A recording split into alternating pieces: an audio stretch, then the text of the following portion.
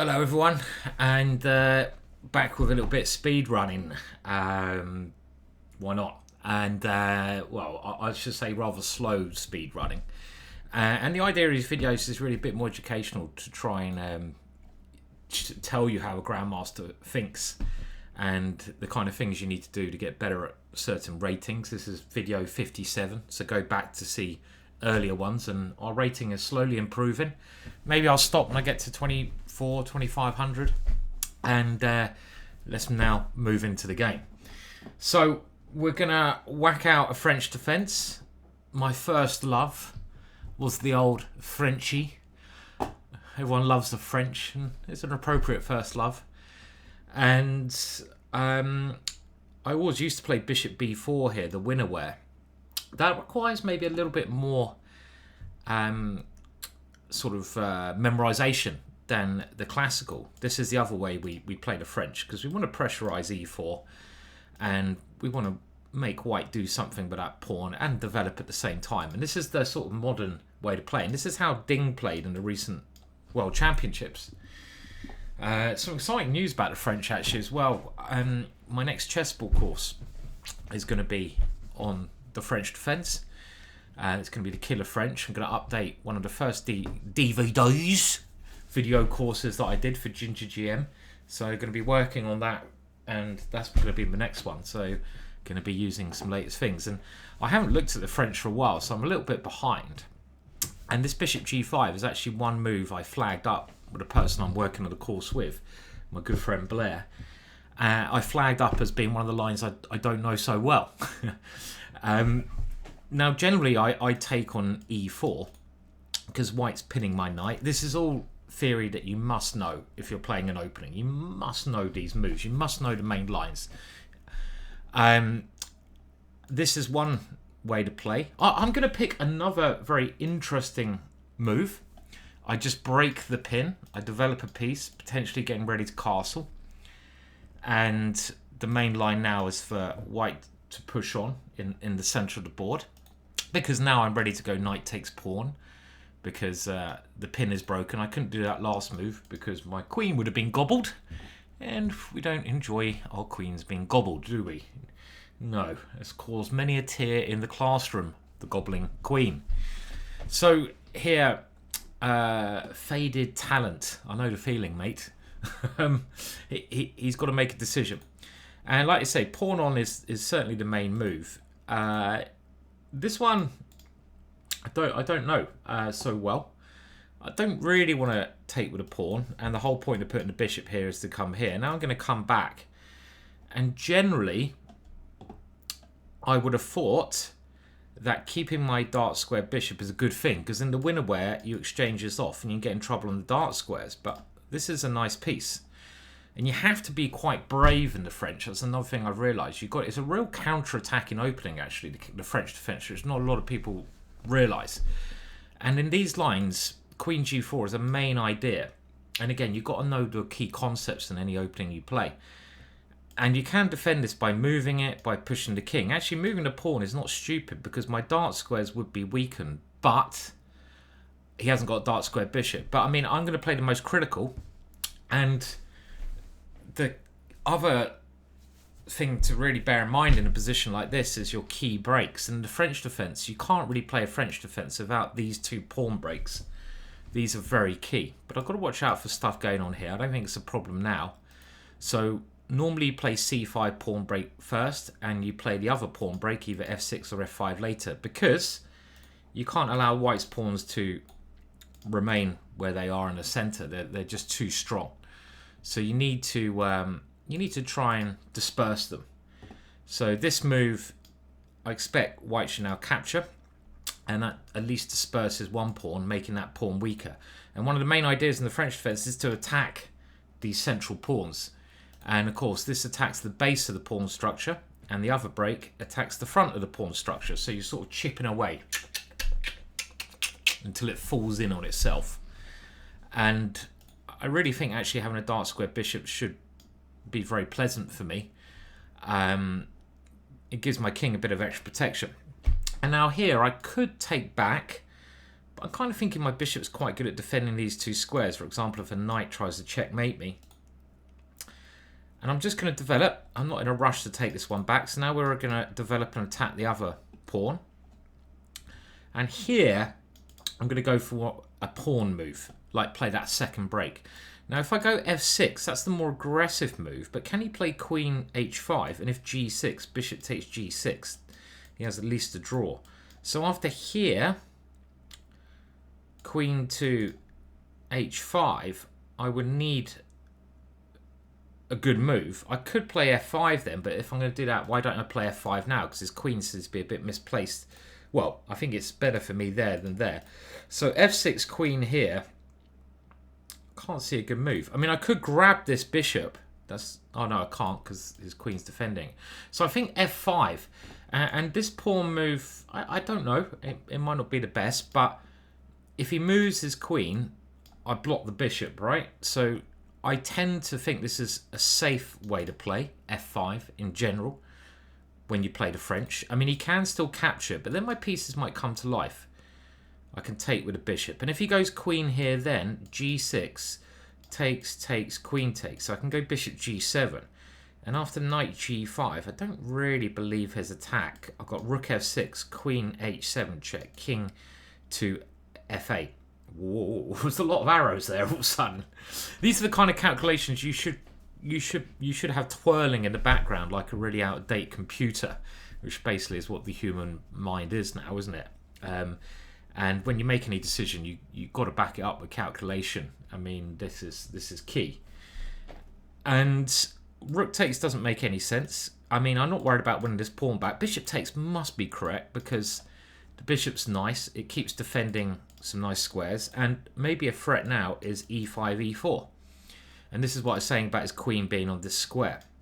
That if I can go e5, I attack his queen, and then I'm going to go here. So this is a threat at the moment. So he's going for this line. So I was hoping g6 would be fine. And I'm going to have faith in this. Now, I know he can sacrifice here, but the bishop is a great defender. And this is the big difference with this variation and the variation where my bishop was on e7. And if he goes knight here, he is threatening checkmate. But again, I know from experience that the king, famous last words, may well be all right on this square. So I've got to do something about this now. I've got to move my rook because otherwise that's mate. I'd love to go bishop f5, not possible. And this one seems the most solid. Rook f5 is also intriguing because I attack his knight and I leave possibilities for the queen to come here. That's also very interesting. But I'm going to play the more punchy move. And this one's more punchy because I think it pretty much forces his queen to move. I don't know if it's better than rook f5, but I kind of like the idea of having this possibility for my rook, that my rook can come to h6. And this is what I was calculating when I went into this position. And I had quite faith in it because it's kind of well known that if you have a bishop in the fianchetto square and your opponent doesn't have a dark square bishop, you can see this game's really coming down to this dark square bishop, that it's a great defender. And it, you know, if my opponent can't swap off this piece, from experience, should be okay. Should be. But he has got, I'm just trying to count, 2 pawns for the piece. Is that right? It seems like he should have more. He's got 2 pawns for the piece. So he's got, you know, maybe an ongoing initiative. But my threat here is rook h6 and then queen takes knight. So he has to do something maybe like h4 here to guard the knight. He's got a little bit of pressure, but I don't think it's enough. So, for example, if he castles rook h6, and I can't see a good move for him there, I think he's just losing. So, if he plays h4, very interesting line. He's only got this square for the queen. I could play knight e5, taking that square away. Could play knight b4, taking that square away. But a forcing variation, and I tend, when the position is sharp, always to start by looking at the most forcing variations first, because if they work, you can force your way to victory, and you're less likely to miss something in the checks, captures, threats, variations. So start by trying to get good at calculating them. And after h4, let's have a first look at rook here, queen here, and then the crazy move, queen takes g5, which I can see already might actually be all right. pawn takes h5, rook takes here, check, and then the king has to move to one of these two squares, and when it does, I take that rook. So if you calculate the material that I get for my queen, I get these three for one queen. But those positions could be notoriously a bit unbalanced. Like, he's going to have a pawn here, he's going to have a queen here, and he might be able to start some attack. So even though that materialistically is probably very good, probably winning, if there's a safer option, then maybe the safer option is more sensible. Maybe. So let's have a look. After here, what about I take this square away? There's so many tempting ideas. Even this move is tempting, right? Just to get a good center and get the bishop out. But after here, I probably will end up playing that because it's interesting. So I could. The other thing I'm thinking of was going knight b4, because then rook here is a real threat because his queen can't come back. And I prefer that to e5, because if I go to e5, his queen comes here, and I don't seem to have a follow-up. Queen here may be an important move that he needs to play, but if I go knight here and he goes here, I have c2, and that is still complicated. Here I take here, check here, takes, should be good for me. So this is threatening rook h6 is looking very good. I mean, rook h6 is also very strong. It's hard. Sometimes chess is hard when you have two tricky moves to come to think. And that line, I don't know, it just feels a bit unclear to me. A little bit unclear. I don't know. Maybe it's not unclear. Maybe it's good. But this move could just be very strong. Knight b4. And if queen here... Okay, let's go for it. So knight b4, I'm taking this square away from his queen. So my immediate threat, let's say he castles, is this one. And he has castled. So what is he going to do against rook h6? What have I missed? And this is the hidden point behind this move. The hidden point is to take the queen's defensive square. So I was setting up a bit of a trap there, but obviously I calculated the trap well, and this game has actually been more calculating than we normally have, and it's clearly a very important part of chess. And now if I take here, I think he's only getting a rook for the queen because I'm attacking his knight. So I'm gonna win his knight, and in the remaining position I should just have far too much material. Obviously he's totally allowed to play on here. Let's bring the queen in. So I've got a rook, a bishop. Just counting what I've got in it. I've got loads. So I've got a rook and a bishop. Get rid of those guys. And I've got a queen and a bishop for a rook. That's a lot. That's too much. And let's try to put him... Yeah, okay, he resigns. Is he listening to me or something? Is he listening? Do you like the way I've still got the free version of chess.com? Because, you know... Yes, here. I'm not paying for chess.com. Who do they think I am? God, blimey. Don't make me pay for chess.com. No. And that was quite a smooth game. 24 moves. And you can see, you know, very strong player. 22-44. And that game required, I think, a combination of knowing the opening ideas better. Knowing... It's more the ideas than the actual moves in the opening. So when you play an opening and you get a certain pawn structure, what are your typical pawn breaks and piece maneuvers? If you know them, it's going to make your play a lot easier. And I knew them there. And then my calculation proved to be a little bit better. And my opponent, well, first of all, this is a theoretical position. And this is trying to show where my opponents are going wrong as well, so you can avoid those mistakes. And this move, I don't... It's probably a theoretical move, but I don't really trust it for white, because this bishop, as we saw, was a star piece, great defender, and great attacker, because when I break up the pawns, they're on dance squares, and this bishop can really come to life, as it did. So I don't think my opponent should be so willing to get rid of his bishop like that. He tries to close it down, and the next important thing is those typical ideas. So obviously when your opponent gets pieces near your king, you need to be on guard. But my opponent's a long way from doing a Greek gift. He needs a knight on f3 and a pawn on h4. And then he might be threatening the Greek gift. But my bishop defends anything there. So I can counterattack. I'm ready to demolish the center. And I've weakened his center a little bit. So I put pressure on it, develop.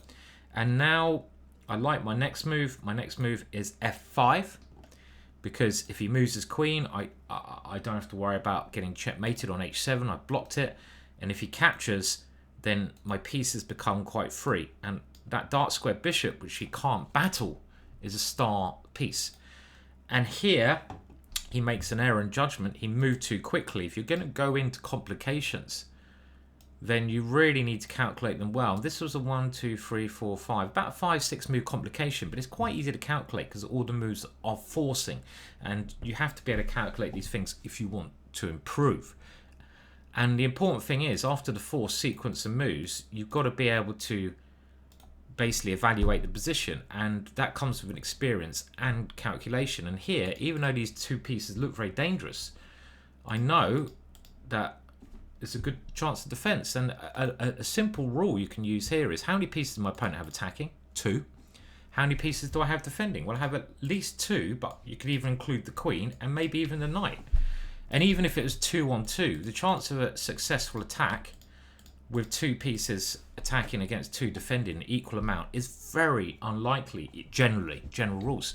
Generally, when you're sacrificing attacking, you need to have at least a plus score. It's a bit like blackjack when you add a -1 where the cards come out. You need to have a plus score of, 2 extra pieces attacking, I'd say, maybe 3. And now we had this interesting idea of playing this move, but when you got a good position already, and this would have gone like this, probably would have been very strong and winning as well. I don't know if this is the right square. Maybe not, because I've got this check. But the problem is, when I could have gone into this position, surely it's winning. But I saw he had some chances with a move like this, with the queen trying to come in. It shouldn't work, but it's a little bit messy. It's very, very unbalanced now. And when you know you've got a good position anyway, which I do here, then there's no need to overcomplicate things. And this move